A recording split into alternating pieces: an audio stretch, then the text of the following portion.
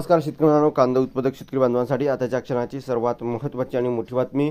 कांदा निर्यात संदर्भातील महत्त्वाचे अपडेट, भावासंदर्भातील अपडेट, भाव वाढणार का आणि अन्यथा राज्यभर आंदोलन उभारणार या संदर्भातील काय महत्त्वाचे अपडेट आलेले आहे।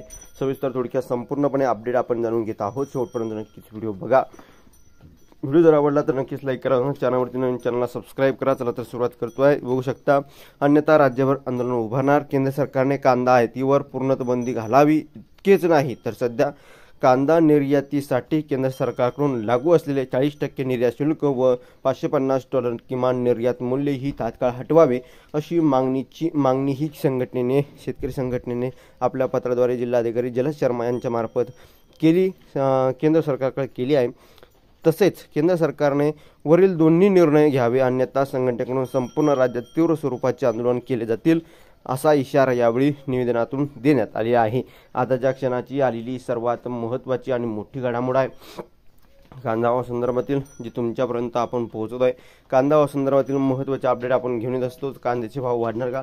कांद्याचे भाव नक्कीच वाढू शकतात जर सरकारने असे या ठिकाणी वेगवेगळे निर्णय जसे की कांदा आयात होऊ देणे, कांदा निर्यात बंदीच करणे, त्यावर कांदा निर्यात होऊ न देणे, यामुळे कांद्याच्या भावात पडझड आणि घसरण होऊ शकते।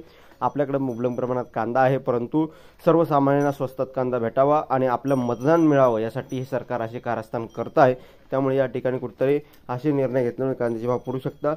तर कांद्याची निर्यात बंदीवर जे काही 550 निर्यात शुल्क व त्याचबरोबर मित्रांनो या ठिकाणी निर्यात मूल्यात या ठिकाणी टक्केवारी काढली तर नक्कीच कांद्याच्या भावात सुधारणा होऊ शकते।